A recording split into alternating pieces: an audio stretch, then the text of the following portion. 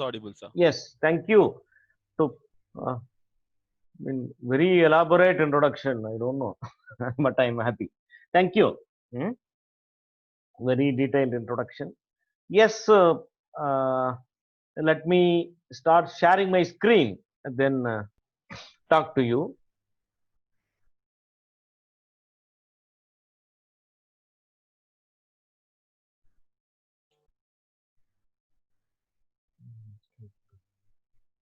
Entire screen. Share computer sound screen. Yes.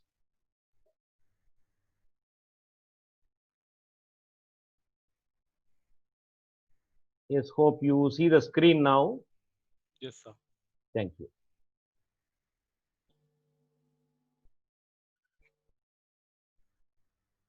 Yes, so probably somebody is waiting in the room.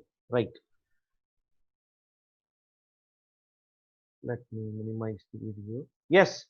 Thank you. This is Professor Tota Trivenugopal, Controller of Examinations, a student of mathematics at in the Sri Chandrasekharendra Saraswati Vishwamaha Vidyalaya, deemed university, sponsored and run by Sri Kanchi Kamakoti Pitam Charitable Trust, Kanchipuram. This is how you reach me. You can, for doubts, you can reach me on my WhatsApp and email. Okay. At the outset, let me thank the authorities of SA College of Arts and Science, Chennai, for inviting me to deliver this talk. So instantly that he said it's a mixer. I mean, audience is mixed with probably mathematics, science, and maybe commerce also. I'm not sure. So I chose the topic: how do mathematicians think? It's not that only mathematicians think, but the mathematicians think in a way that others fail to understand. Maybe it's a wonder. See, when I say when I got married, when I said I'm a PhD in mathematics, the my spouse family looked at us. How do you do? How did you ever do PhD in mathematics? Now they fail to understand what research can be done in mathematics. What do they do? One plus one is always two. So let's try to understand. I will try to tell you how mathematicians think, okay, with certain examples. My request to all, as I say in every webinar talk, have the mindset of a child. Okay.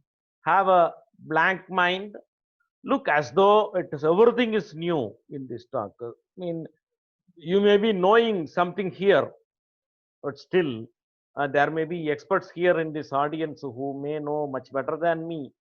Still have the mindset of a child and look at the presentations with that curiosity and interest. I disclaimer, this presentation is not my own. I have taken the examples from certain books, which I will cite and duly acknowledge. Images in this presentation, I have taken it from some internet sources. I have acknowledged them.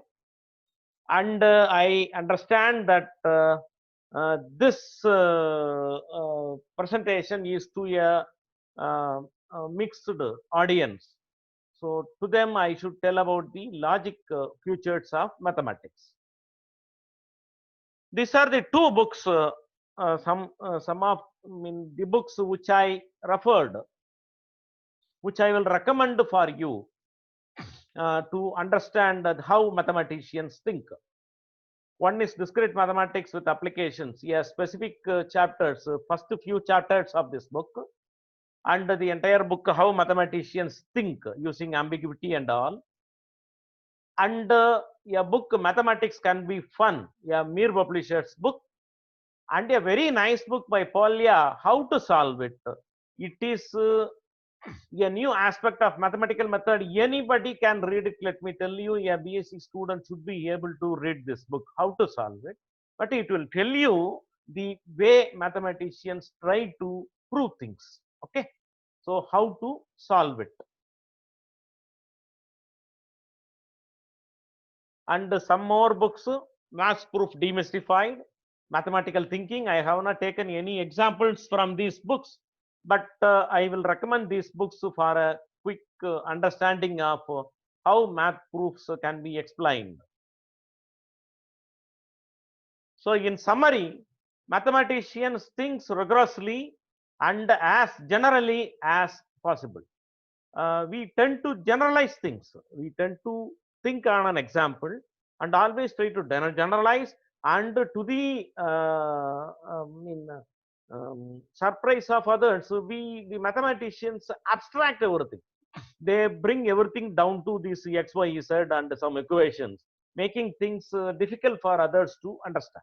Okay, that is what we should, all mathematicians should come out of. So these are the general characteristics of a max guy: logical thinking, a research mindset, see the cat how it's curious, and creative thoughts, a guy, and audacity, a adventurous attitude, thirst for knowledge, constant thirst for knowledge. Okay, keep learning something. Skills of abstraction, this is what a mathematician do. He, whatever be the thing he studies, he puts everything in a single para and say this is what I have done.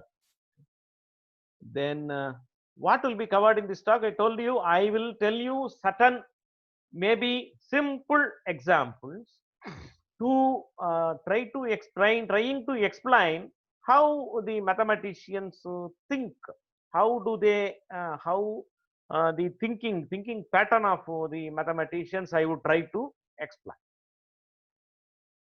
Let me start with a simple example, a school level example. Maybe these waiting things are hiding my slides. Get rid of them quickly, please. So this is about guessing a number. You tell it's a small b. You see such kind of things coming in WhatsApp every day. This is a max wonder. You guess a number, do this, multiply by this, divide by this. I will tell you what is the number. You see, this is a wonder of wonders, not a wonder of wonders.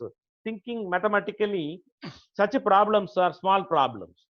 Tell your friend to take any 3-digit number, not ending with a not ending with a cipher, but one in which the difference between two extreme digits is not less than 2, such a number, and ask him to reverse the order of the digits. Okay, take a 3-digit number with certain conditions, reverse it, and subtract the smaller number from the bigger number.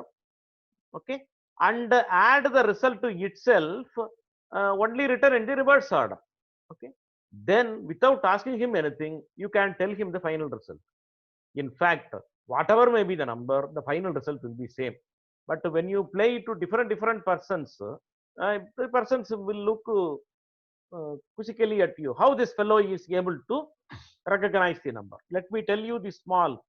For instance, if the number he thought was 467, then 467 reverse is 764. 764 minus 467 is 297. 297 added to itself by reversing it, 297 plus 792 gives you 1089. And I tell you, always the number is 1089 only, whatever may be the 3-digit number, not ending with 0, and the difference of first digit and the third digit it conforms to that condition. Always I say always the result is 1089. How is can be 1089? Let me try to explain it mathematically. Should be understandable by anybody with some school mathematics. Take a number with the digits ABC.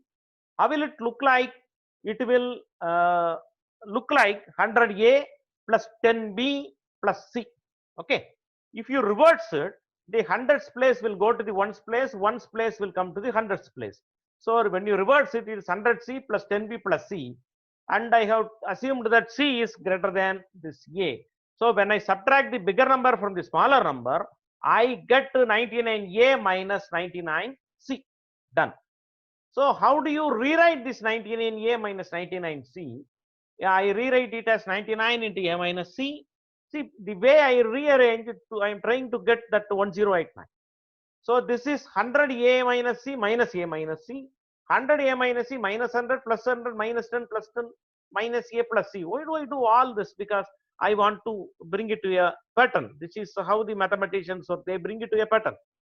So the number is 100 A minus C minus 1 plus 90 plus 10 minus A plus C. Consequently, the difference consists of the following three digits: A minus C minus 1, 9, 10 plus C minus A. Right. So what I am supposed to do? I am supposed to reverse the subtracted answer also. So when I reverse it, again the hundreds place goes to the ones place comes to the hundreds place. 100 into 10 plus C minus A plus 90 plus A minus C minus 1. Adding these two expressions, these certain things cancel each other, and we get 100 into 9 plus 180 plus 9. That gives me 1089. So in practically, irrespective of the choice of the digits A, B, C, whatever may be the three-digit number where C is greater than by 2 of A, the always in these calculations you get 1089. So it is not difficult to guess the result of these calculations. Naturally, you should not pose the problem twice to the same man. Each time this is a problem that students can play among themselves. Students can go to his home or her home and play this. Okay, and this will create some curiosity in the classrooms. Even any teacher can pose certain these kind of small things in the classroom. The classroom becomes enthusiastic. Okay, they become interesting. And to school children and the small children, this really appeals. Whatever may be the number, you know the answer. Answer is 1089. Right. This is how I meddle, the mathematicians meddle with things and try to bring the answer they want. Now, they won't believe. See, if you say 1089 is a number, it is a, miracle. No? They won't think it's a miracle. They will work it out to see how it really comes. Okay. Next, a small game. Small game. I will make it very fast because this game is the way how a game is played with the help of mathematics, with the mathematical thinking. This is a small game. You need to have three little things: a pencil, a key, and a penknife, and a plate with 24 nuts. You ask each of your three friends to put one of these things in his pocket: one pencil and the key and the third penknife. The order is important. Okay, first, second, third. Then what do you do before leaving the hall? I mean, it is done in your absence.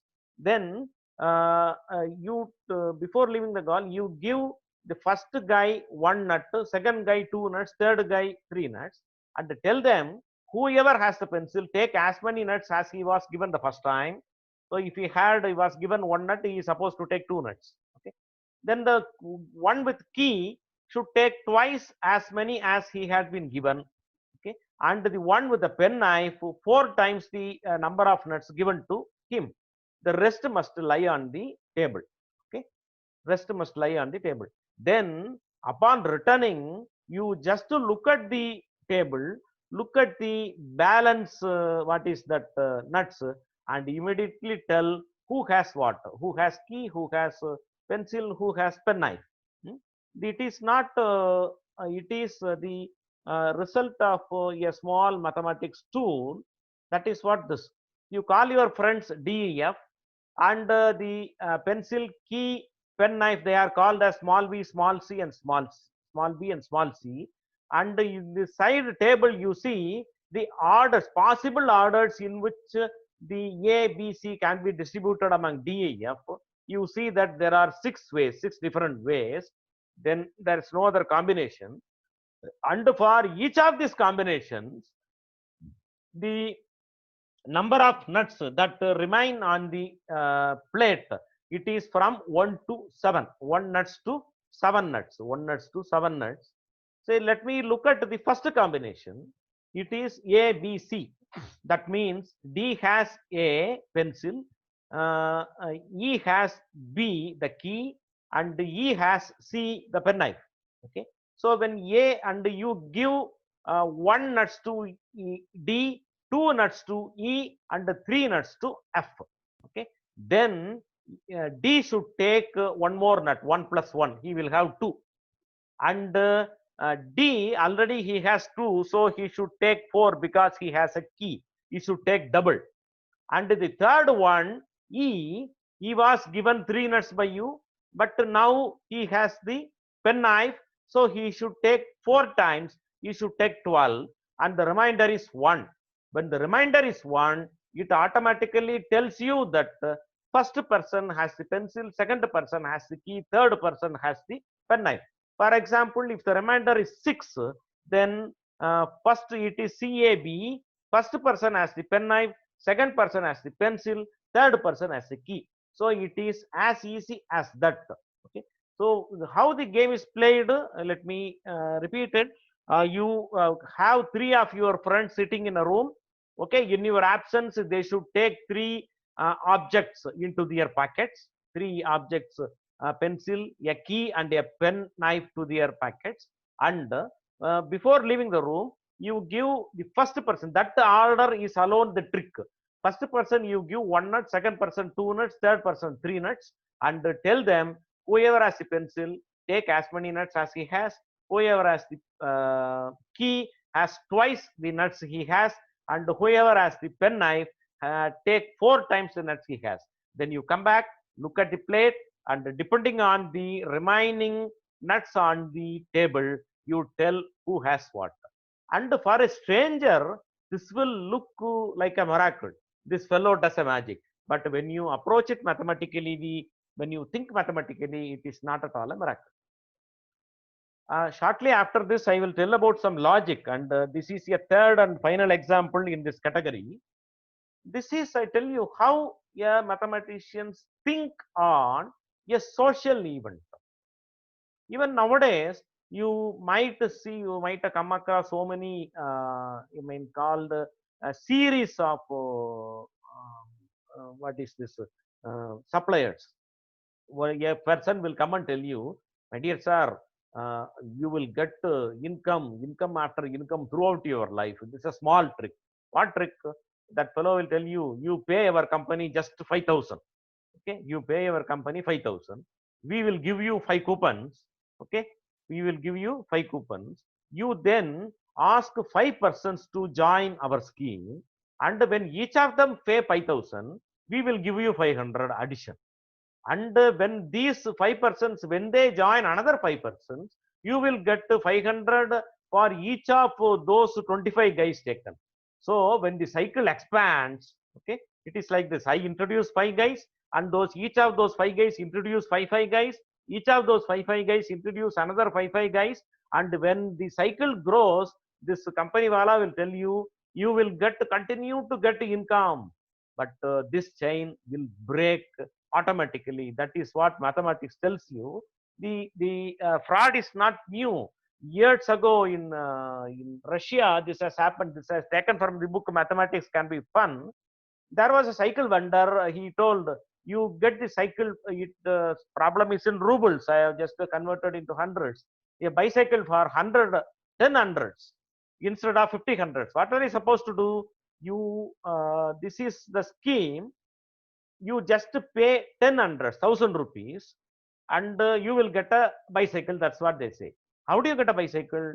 The company will give you 4 coupons, and the 4 coupons you must sell to 4 of your friends for each 1,000 each. Okay, so when you sell this, the company would have got your 1,000 plus their 4,000, 5,000. Company will give you bicycle.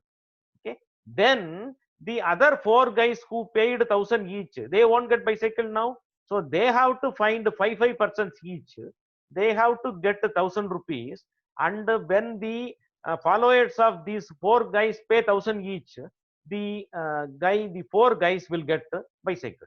Okay, so like this it continues, and each one of them get a cycle for only 10 hundreds, only for 1,000, not 1,000 his money, 4,000 others money.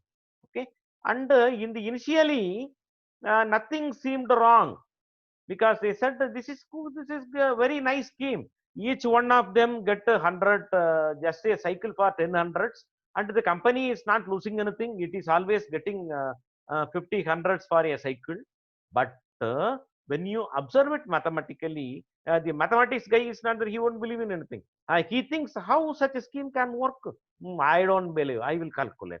So let him calculate. When he calculates, the issue is like this. I give it to 4 guys. These 4 guys give it to each of 5 guys. Okay. And when the 5 guys pay, then only these 4 guys will get the bicycle. Okay. So in a rough calculation, when there are 1 plus 4 plus 20 plus 100 are in the scheme, only the first 25 would have received bicycle, and the last 100 will be still looking for somebody to buy the coupon so that they also get bicycles. But you see the how the thing grows. Initially it is 1, then it is 4, then it is 20, then 100, then 500, then 2500, 2500, 62,500. Finally, it something like you see over there, the last number. It's see, when this grows like anything, it will outnumber the population of the entire country. So what will happen at some particular stage? The people who purchased the coupons from their predecessors were not able to sell the coupons. Everywhere you see people were going around with the coupons only. Okay, so this scheme of getting bicycle for only 1,000 rupees, 10 hundreds never worked, because mathematics tell you it grows like anything. Okay, so this is the way in which mathematicians prove that certain things may not work. Okay, now let me get into something of interest to everybody. In fact, one of my students did research in a topic called Jaina logic, and we tried converting a story of Sherlock Holmes, a detective story. It's driven by logic. Hope you must have written Sherlock Holmes. Sherlock Holmes, what he will do when a crime happens, Sherlock Holmes will come over there. He will just have a peep to the left, peep to the right, peep top, peep bottom. Then he will think sometime. Then he will slowly, unfold everything. He will say this happened, this happened, this happened. He will mysteriously tell the solution for that crime.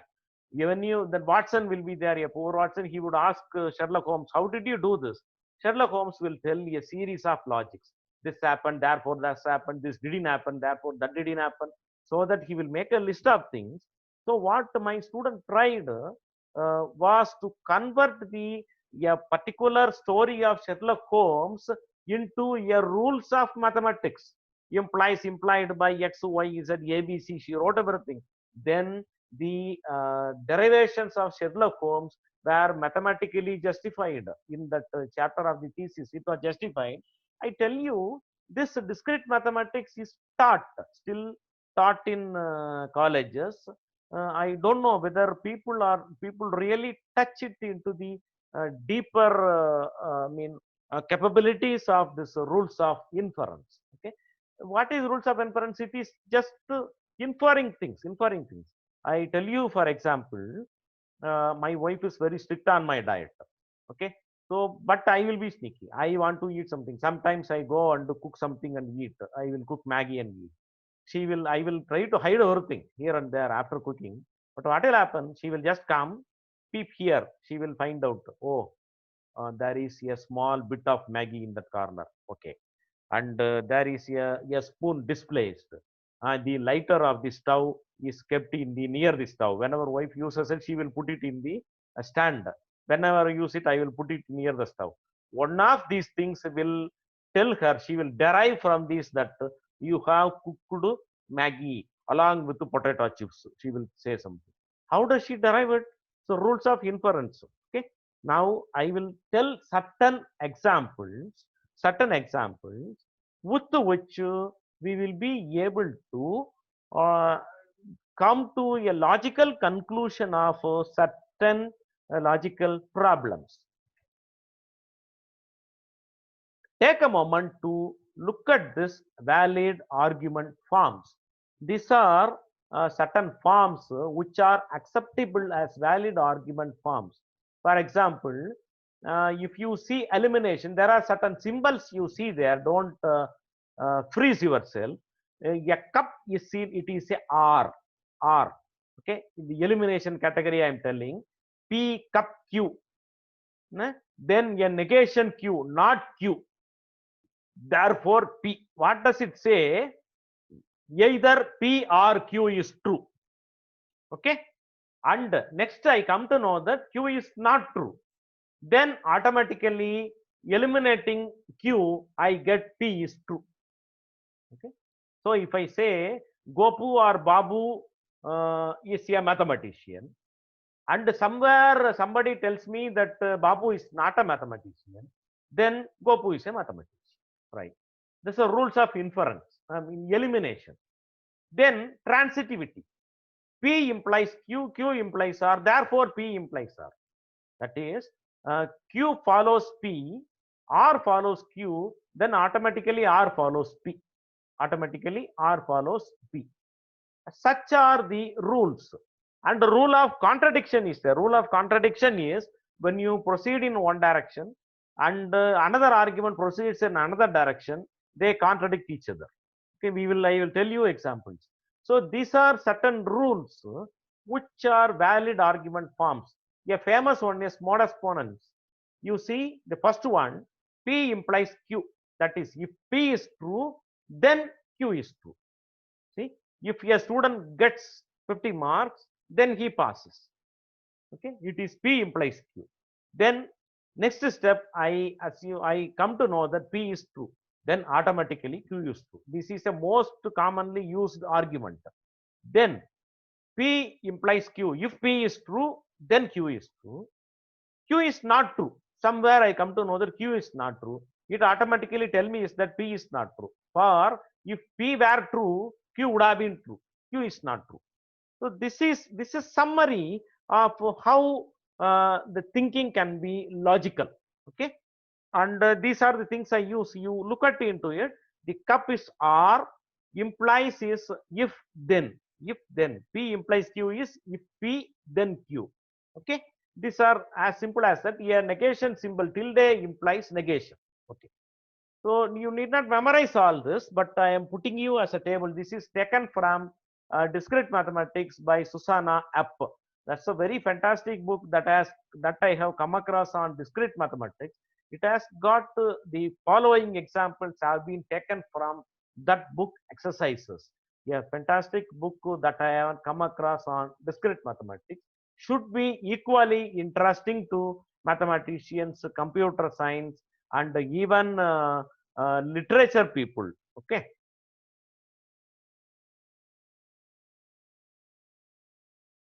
Next slide.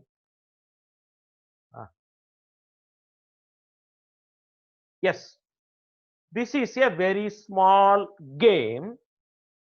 A logician describes an imaginary island containing two types of people. Unmayargal, poyargal. The knights and the knaves. Knights always tell the truth. Okay. It's a myth. I mean, it's an example. Knaves always lie. Knaves always lie. You visit the island. You are approached by two natives who speak to you as follows: A and B. A says B is a knight. Who is a knight? Who always tells the truth.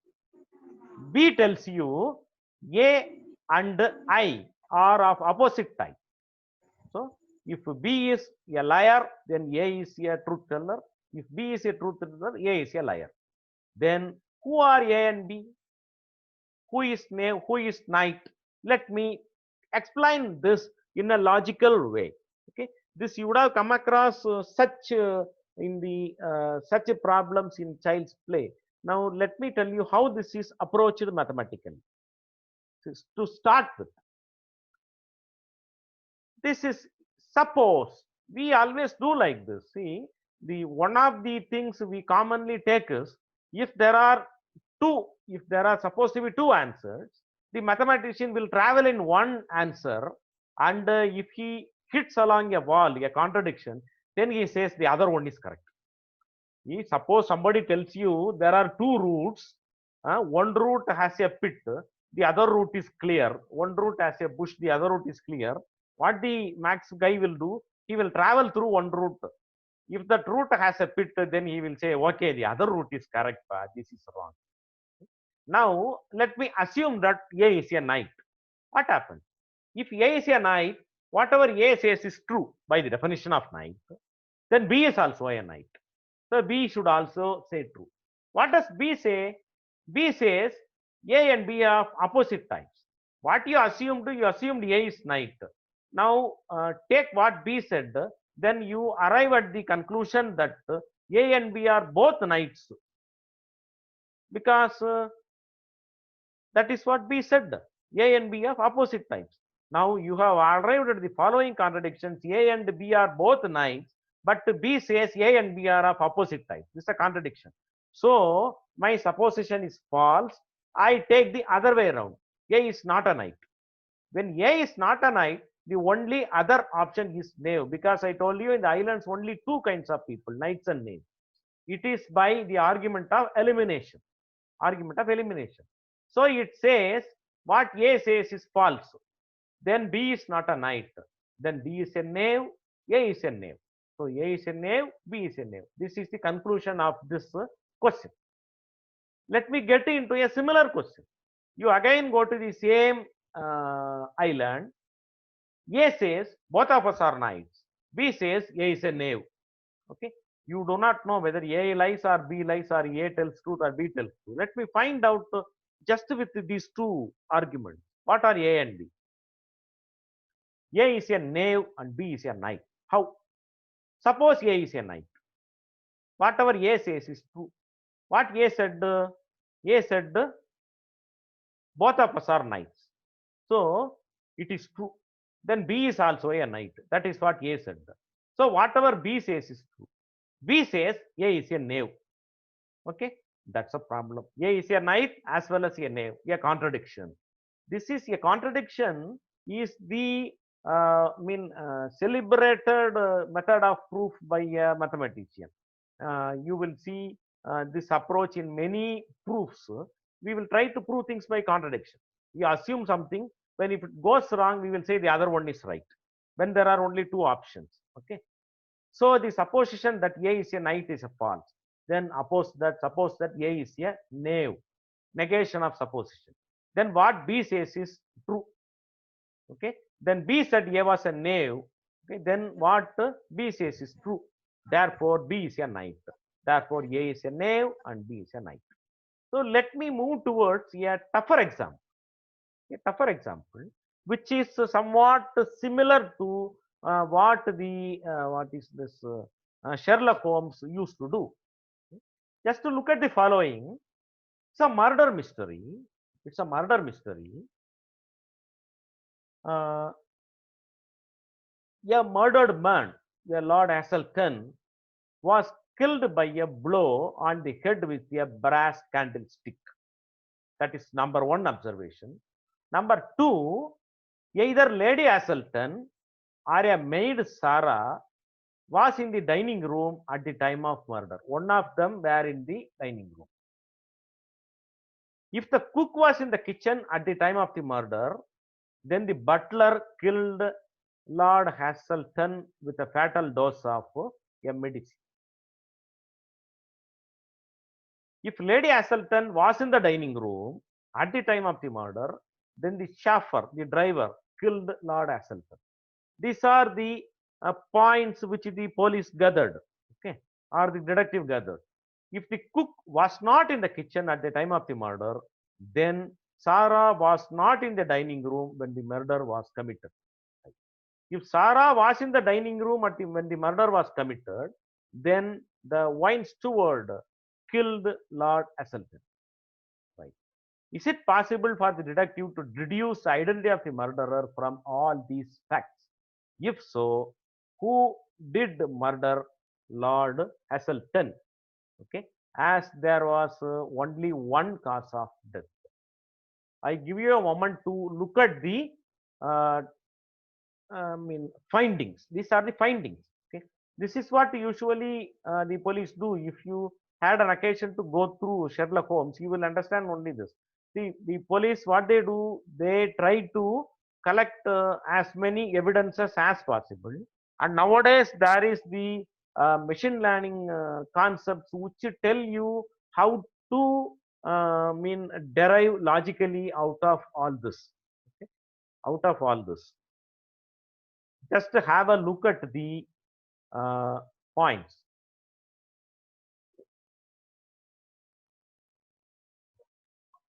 Yes, let me unfold this as in the book. This is taken from discrete mathematics. Discrete mathematics is a group of mathematical ideas that are useful to the computers. Computers work on logic, you know. Computers work on logic. There is nothing illogical with computers, right? One explanation is the chauffeur killed Lord Asselton. What is the explanation? Based on the findings. Okay, the findings are sufficient enough to tell the solution, then it is always there, right? Suppose the cook was in the kitchen. That is my assumption. There is one option: cook was in the kitchen, cook was not in the kitchen. And when cook was in the kitchen, there is a derivation. When the cook was not in the kitchen, there is some other option. Suppose the cook was not in the kitchen. Therefore, the butler killed Lord Asselton with a stretcher knife using options C and 1. Now we have a contradiction because it says Lord Asselton was killed by a blow on the head with a brass candlestick. That is a finding. Therefore, the cook was not in the kitchen. Supposition that the cook was in the kitchen is wrong. Therefore, the cook was not in the kitchen at the time of the murder. Okay. This is negation of supposition, right? Then, when the cook was not in the kitchen at the time of the murder, look at E. Then it says Sarah was not in the dining room when the murder was committed. Okay? Sarah was not in the dining room when the murder was committed by E and 5 and modus ponens. Okay? If P true, then Q true. Q is not true, therefore P is also not true. Then Lady Asselton was in the dining room when the murder was committed. Okay. Then according to this, when Sarah was in the dining room, then the vice steward killed Lord Asselton. Okay. Then you look at what is this? The chauffeur killed Lord Asselton by D7. D. What is D? If Lady Asselton was in the dining room, then chauffeur killed the Asselton. So these are derivations of a series of logical arguments, and whether these arguments are valid, you should look at this table. Okay? These are valid argument forms. And your arguments should suit to one of these basic valid argument forms, rules of inference. When your argument falls in line with one of these rules of inference, then your argument is valid and the conclusion is correct. Okay, let me look at one more example, a computer program example. So what I am trying to tell in all this, the mathematician, they think in a logical way. Wherever it comes. See, it has in my life also I have experienced that. So whenever something happens, you look, why did this happen? Because of what? What did you do before this? All these questions might be asked. All these questions could be asked. Okay. Then we arrive at a very logical conclusion. What we mathematicians do, we keep asking a lot of questions. Why this? Why that? Why not this? Why not that? If you do this, what will happen? If you don't do this, what will happen? All these questions put together will give a result. Okay. I had the experience of, when I was a scholar, I had the experience of standing before my guide towards midnight, explaining my project, my research proposal. He will not do anything. He will ask dozens of questions. That's all. The moment I start a definition, he will ask, why this definition? So if I say, I assume that A is an integer, why do you assume that A is an integer? A is not an integer, what is going to happen? So lot of questions. My guide would throw at me lot of questions. When you answer these questions one by one, automatically the solution emerges. Okay? So the logical way, how this logical way of thinking is done, I am trying to explain. I take this further example. Just have a look at it.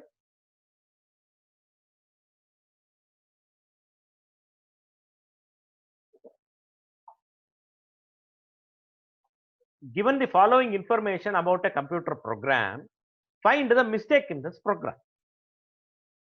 There is a option A, there is a undeclared variable, or there is a syntax error in the first 5 lines. Okay. If there is a syntax error in the first 5 lines, then there is a missing semicolon or a variable name is misspelled. Misspelled. There is not a missing semicolon. That is another option. There is not a missing variable. Now, can you find out the mistake in this program? These are the possible options. The solution is the program has an undeclared variable. Why do I say one explanation? There can be multiple explanations, multiple way of deriving the conclusion.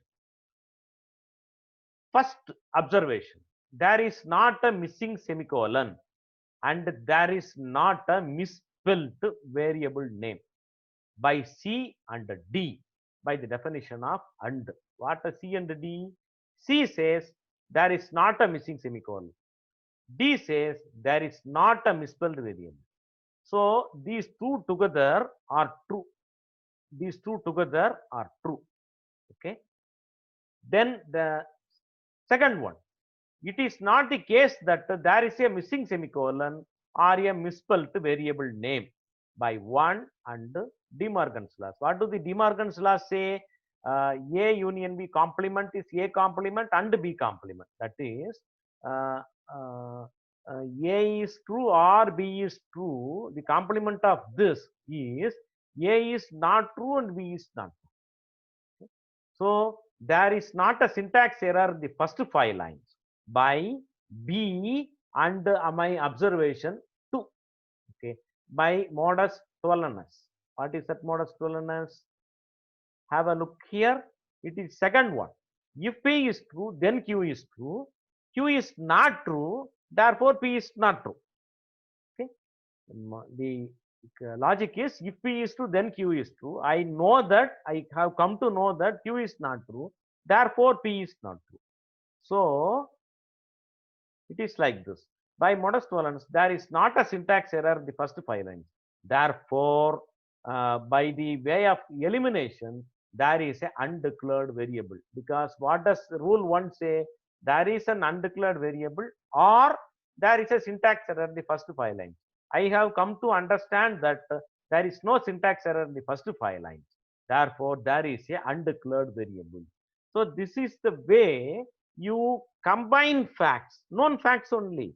Okay, you make some observations. These are truths. Combine all of them in an acceptable way, in a way that is acceptable by one of these argument forms: modus ponens, modus tollens, generalization, specialization, conjunction, elimination, transitivity, proof by division into cases, and the contradiction rule. If you apply one of this, then you would have derived a conclusion. Let me come to, I think probably the last one. This is, I will allow you to think for some time, just to go through this, this problem. Yes? If there is somebody talking, no issue. I thought somebody is asking a doubt. No, right. sir. In the back of the old cupboard, you discover a note signed by a pirate, famous for his bizarre sense of humor and the love of logical puzzles. It happens whenever there is a theft, knowingly or unknowingly, the thief would leave some evidences here and there. And some leave evidences purposely also as a challenge to the police. Somebody will write some quotes, right? That is why police look for all sorts of evidences in those rooms. Even a single evidence that the person is left-handed would help the police a long way. Okay, How do they find a person is left-handed? He would have operated everything by left only. Okay. Hmm? And how do I know that? See, you perhaps if you want to know how a mathematicians think, the simplest book I suggest is Sherlock Holmes. Get hold of Sherlock Holmes and read. Maybe our generation people used to read. I don't know about this younger generation. Hmm? When you go through that Sherlock Holmes, you will be thrilled to know the logic. And we have, myself and my students have proved that the entire Sherlock Holmes a story can be written in terms of this logical inferences rules with A implies B, B implies C, not B, not C, all that only. Now, look at the 5 true statements below. Try to find out the location of the treasure. Okay. The pirate has hidden the treasure somewhere in the property. He listed 5 statements. Okay. He listed 5 statements and challenged the policeman to find out the location of the treasure. In our place, it usually happens. We used to leave our shoes outside our library building. When you come back, the shoes won't be there. One shoe will be hidden in a particular bush. Another shoe will be hidden in under the stairs. This is the trend of that thief. So whenever you come out, whenever shoe is not there, we will tell, go and look at the bush. One pair will be there. Then go and look at the stairs, or another pair will always be there, because we know the pattern. Okay. Now, these are the 5 hints based on which you must find out where is the treasure. This is not a simply a puzzle, but a logical problem which can be solved with the mathematical, proved mathematical thinking. Okay. It conforms to the rules of inference. Rule 1, fact 1. If this house is next to a lake, then the treasure is not in the kitchen. If the house is next to a lake, then the treasure is not in the kitchen. Second note, if the tree in the front yard is an elm, then the treasure is in the kitchen. Third one, the house is next to a lake. Now you combine the C and the A. Okay, the house is next to a lake. A says if this house is next to a lake, then the treasure is not in the kitchen. Okay. D, the tree in the front yard is an M, or the treasure is buried under the flagpole. Okay. E, if the tree in the backyard is an oak, then the treasure is in the garage. Where is the treasure hidden? Based on these points, try to combine A to E. Take a moment or two. I will combine them for you. Look at it. The treasure is buried under the flagpole. Explanation. The treasure is not in the kitchen. By C and A and modus ponens. What is that modus ponens? If P is true, then Q is true. And you know that P is true, then Q is always true. Yes. Come here. The treasure is not in the kitchen. By C and A, I told you, this house is next to a lake. And A says, if this house is next to a lake, then the treasure is not in the kitchen. When you combine C and A, you come to know that treasure is not in the kitchen. This conforms to one particular rules of reference. So the treasure is not in the kitchen. Now come to B. Come to B. B says, if the tree in the front yard is an elm, then the treasure is not in the kitchen. Now treasure is in the kitchen. Now the treasure is not in the kitchen. Then what happens? Then the tree in the front yard is not an M. Because if the tree in the front yard was an M, then the treasure should be in the kitchen. Now you understand by combining C and A that the treasure is not in the kitchen. Therefore, you see here, the tree in the front yard is not an M. Okay. Then come to D. It says the tree in the front yard is an M, or the treasure is buried under the flagpole. Buried under the flagpole. You say that the previous one says the tree in the front yard is not an name. Okay. Therefore, according to rule D and the 2 in this, the treasure is buried under the flagpole under the rules of elimination. This is as simple as that. See, I have tried to impress you upon only one thing. The way the mathematicians think is not a mystery. It is based on logic. The mathematician is trained in that logic. You see, you look at the way school mathematics and college mathematics is taught, whether it is real analysis or functional or complex analysis. What we are trained in logic. The mathematicians are trained in logic.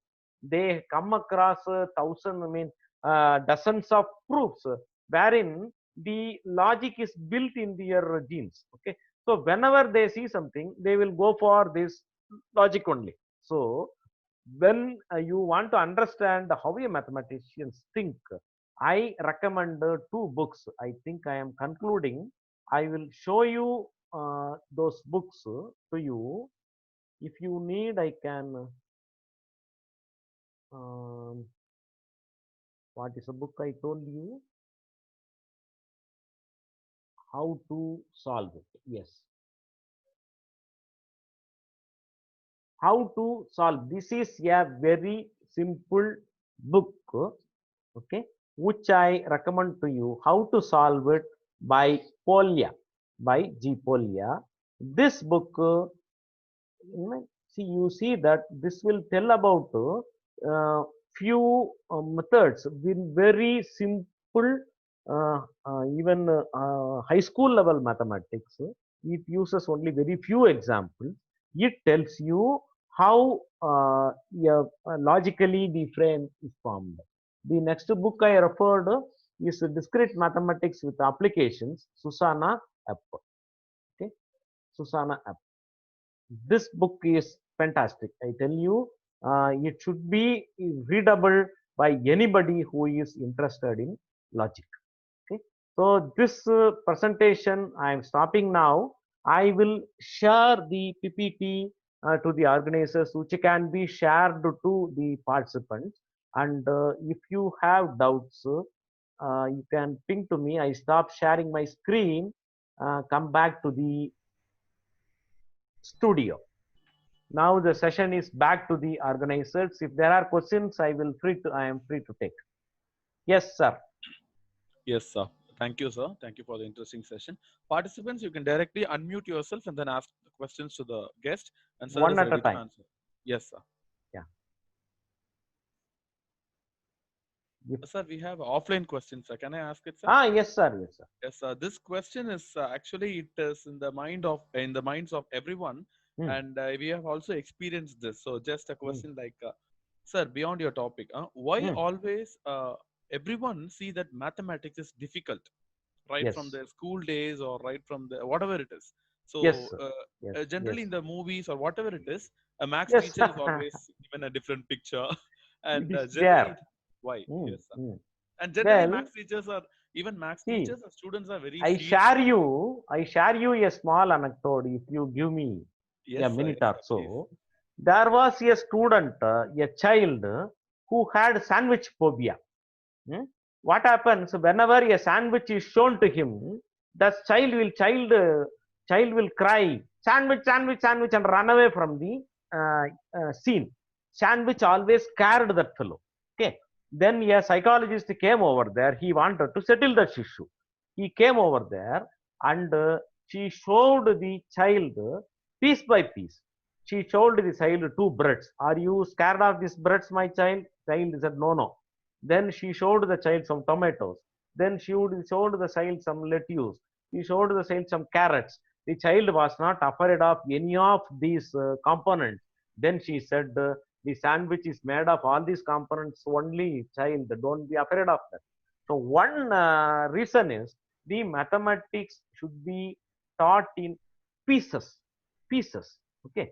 Yeah, instead of you I like particularly the approach or topics in algebra by Heston. What he will do, he will not first tell the theorem and then proof. He will slowly build the proof one by one using the known facts. Then only finally he will tell the proof. So one approach should be to dissect the problem into various small things which the student knows, then combine them to make him understand that it is not a big issue. Second one, try to make mathematics as visual as possible. I am telling you, it is nowadays possible with a lot of you. Have a look at my YouTube channel. I use GeoGebra to explain geometry. I use Microsoft Mathematics to explain mathematics concepts, calculus, C diagram. The beauty of physics, chemistry, and biology and computer science, they have visuals. They have visuals to show, and you know from the education people that a student understands a thing well with the different perspectives. There should be visual, there should be some calculation. Okay, and in mathematics, what teachers do? They take a chalk piece, keep on writing numbers on the blackboard, and when there is lack of visualization, it bores you. Okay? Nowadays, it is even when you tell a difficult literature concept or spiritual concept to students, you need combine them with videos, combine them with jokes, combine them with some anecdotes. Okay, try to mathematics teachers, I'm telling you, I have always included videos, small stories, Zen stories, whatever that comes to my mind related to that. So ensure that the students laughs once in a while, then you will get his full attention. And whatever you want to teach him in 15 minutes, you can just teach him in 10 minutes. I'm telling you, it is true. So dissect the problems into pieces, into known pieces. Second, try to make it as visual as possible. Okay, try to make it as visual as possible, and make the class interesting. Don't make it dull. Include some video, include a story, include an anecdote, a practical joke, and all that to make things lively. You must have seen in Kadakara Chevam, people will say, he will say something, all the entire crowd will shout, Aragara Mahadeva Govinda. What's the meaning? They try to gather the attraction of the crowd. Okay, that's what a maths teacher should do. Then Okay, it sir. should be interesting. Thank you, sir. Yes, Thank you so much, sir. And there is another question from Dr. Preeta that is yes, on our curiosity, sir. What are all the career opportunities for graduate of mathematics? Because uh, it is only people think that yes. those who want teaching, they go for BSc mathematics. I, Ella, that is what general that is belief is. correct. So, I tell you, yes, sir. mathematics. I have given a talk on this. In fact, industrial careers of mathematics. The mathematics. Why do you think statistics is different from mathematics? Statisticians rule the world. Statisticians, and there is a area called actuarial science, which can be learnt by mathematicians, and mathematicians get opportunities once you break the myth that maths is numbers. Get out of it. I tell you, what are the research? I mean, there is a concept called machine learning. You know that machine learning, one aspect of machine learning is driven purely by probability. Okay, and if you are good at statistics, probability this Bayes theorem, it is very easy for a mathematician to grasp other concepts. Nowadays people are crossing boundaries. See, earlier days, if I am algebra man, I will sit in algebra. If I'm analysis man, I will sit in algebra, I won't come out. Nowadays it is not there. You should all I did research in pure mathematics. All of my students did research in various interdisciplinary areas. Try to make it interdisciplinary. Not only teaching opportunities, you can get into industry. See, I can quote some of my friends who are very successful as IT persons, who are very successful as a businessman, who are very successful as consultants. What are these consultants? Now you think you learn as operation research, you teach. We are teaching them with just numbers. But operation research abroad, it's called management science. And whenever somebody wants to start a business, they consult these management scientists and pay them. Okay, you should be able to model your business. Mathematics when you model something, the modeling aspect of mathematics, if you master it, that is always there. A matrix is a model. You don't learn matrix as a matrix. Matrix is a model. A curve is a model. Okay, the modeling aspects of mathematics can take you to the level of even consultant. The a mathematician can become a consultant. Okay, and the lot of industrial careers, sir, I will share a PPT which I did on industrial careers for mathematicians. Statistical opportunities are there. The actuarial science is there. It can be very easily learned by a guy who did the BSc mathematics because he knows some logic. Actuarial science can be learned, and if you learn statistics well, you can be a statistical analyzer and earn out of it. Okay, given a data, you can always analyze it and tell them what their statistics mean. Okay, mathematics doesn't simply mean that you go and teach, but wherever logic is there, a mathematician can simply be a detective also. I told you, a mathematician can simply be a detective also. He can be a businessman, he can be a consultant, he can be a statistician, he can be an actuarial science guy. And if you know that where this mathematics is applied, then you will see number of opportunities. Okay, where this mathematics is applied, I can share certain books how nurses use mathematics, how astronauts use mathematics, how doctors use mathematics. Okay, one of the doctors in Kanchipuram was he just asked me one question: you are a mathematician, can you help me? How, sir? He said, lot of queue is building up and always people are scolding me that they are getting delayed, can you help me out? A mathematician can help him out. I helped him out. The simple concept of queuing theory, if you apply to that guy with the simulation, then I was able to tell the doctor where to you simulate the findings, and where you can minimize the time spent, and how to optimize the resources. Okay, how to optimize the resources for best output. Okay. If you do that, you become a consultant. To be a consultant, what do you need to be a consultant? You need all these tools: operation research, statistics, numerical mathematics, calculus. All these are modeling tools. The somebody who masters these tools well at a young age should be a successful consultant also. Okay, try to understand the applications of mathematics. Sure. Yes. Sure, sir. Sure, sir. Thank you, sir. Uh, Next is a question from Dr. Vimal. So Yes. normally in social sciences, we require data analysis and we take the assistance of some experts to work on this. Yes. So how we can make our own effort to do the analysis? So I know it, we need to master it, but is there any smart Yeah. ways or shortcuts? Easier things. I tell you, if your data is not very big, you can just do it with the Excel itself. Okay. Okay, sir. SPSS is always there. It's a paid one and it is understood by somebody. And if you want to do it by yourself, if the data is not fairly big, if it is for some study purposes or minor research, then you can simply do it with Microsoft Excel add-in. Okay, it is menu driven. And another thing that is available freely is R. R is easy to master. If you master R, you will be able to do the analysis by yourself. Don't get scared by the numbers. The Excel is driven by menus. There is a particular add-in analysis toolpack. If you install that add-in analysis toolpack in Excel, you must be able to do fairly good sized problems, analysis problems. It is driven by menus. Okay. Try Excel if your samples are not too big. Try R if your samples are big. Sure, sir. Okay, sir. So we should take baby steps first. So thank you very much, sir. Yes, sir. That's what this slide I say. Have Yes. the mindset of a child.